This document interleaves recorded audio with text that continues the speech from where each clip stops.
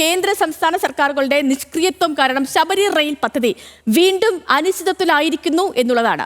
കേന്ദ്രം മുന്നോട്ട് വച്ച ത്രികക്ഷി കരാറിൽ ഒപ്പുവയ്ക്കാൻ സംസ്ഥാന സർക്കാർ തയ്യാറാകാത്തതോടെയാണ് പ്രതീക്ഷ വീണ്ടും മങ്ങിയിരിക്കുന്നത്. പാതി ചെലവ് വഹിക്കാൻ സംസ്ഥാനം തയ്യാറാകണമെന്ന പിടിവാശിയിലാണ് ഇപ്പോഴും കേന്ദ്രം. വിശദമായ റിപ്പോർട്ടിലേക്ക് news Malayalam the biggest.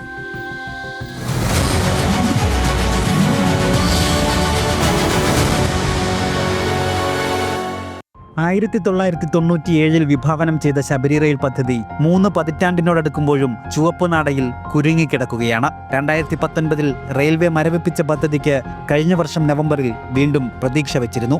Railway, reserve bank, Keralam ഉൾപ്പെടുന്ന ത്രികക്ഷി കരാറാണ് റെയിൽവേ മന്ത്രാലയം മുന്നോട്ട് വെച്ച ആശയം. ഇതിനോട് ആദ്യഘട്ടത്തിൽ അനുഭാവ നിലപാട് സ്വീകരിച്ച സംസ്ഥാന സർക്കാർ പിന്നീട് കരാറിൽ ഒപ്പുവയ്ക്കാൻ കൂട്ടാക്കിയില്ല.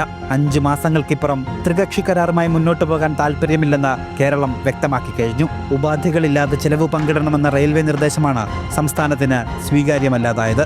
3810 കോടി രൂപയാണ് പദ്ധതിയുടെ എസ്റ്റിമേറ്റ് തുക. ഇതിന്റെ പകുതി തുക സംസ്ഥാനം വഹിക്കണമെന്നാണ് കേന്ദ്ര നിർദ്ദേശം. സംസ്ഥാനത്തിന്റെ സാമ്പത്തിക പ്രതിസന്ധി ചൂണ്ടിക്കാട്ടിയാണ് സംസ്ഥാന സർക്കാരിന്റെ പിന്മാറ്റം. ഇതോടെ പദ്ധതി വീണ്ടും കടലാസിലൊതുങ്ങുകയാണ്. കേരളത്തിന്റെ റെയിൽവേ വികസനത്തിന്റെ ഭാഗമാക്കാൻ പറ്റുന്ന ഒരു കാര്യത്തിന് എന്തും ചെയ്യാൻ കേന്ദ്രം തയ്യാറായി നിൽക്കുമ്പോൾ അങ്ങോട്ട് ഡിമാൻഡ് ചെയ്യുകയാണ്. ഞങ്ങൾക്ക് ചെയ്യാൻ പറ്റില്ല എന്ന് പറയുന്നത് നാട്ടിൽ വികസനം വരരുത് എന്നതിന്റെ ഉദാഹരണമായിട്ടാണ് കാണുന്നത്. കേരളത്തിലെ വലിയൊരു വികസനം, പ്രത്യേകിച്ച് വിഴിഞ്ഞമൊക്കെ വന്ന ഒരു സാഹചര്യത്തിൽ ഒരു വലിയ വികസനത്തിലേക്ക് വിരൽ ചൂണ്ടപ്പെടാവുന്ന ശബരി റെയിൽ നാളുകളായിട്ടുള്ള ആഗ്രഹമാണ്, ആവശ്യമാണ്.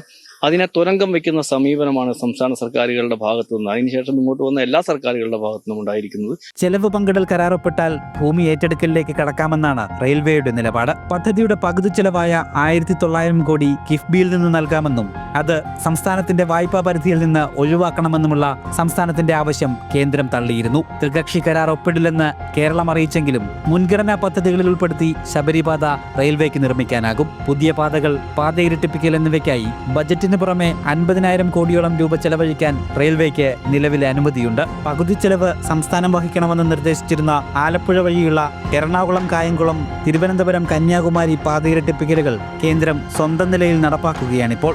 വിഭാവനം ചെയ്ത 111 കിലോമീറ്റർ ശബരി റെയിൽ പാതയിൽ മുഴുവൻ വികസനത്തിനും സഹായകമാവുന്നതാണ് ശബരി റെയിൽ. ഗോകുൽ രമേശ്, ന്യൂസ് മലയാളം, കോട്ടയം.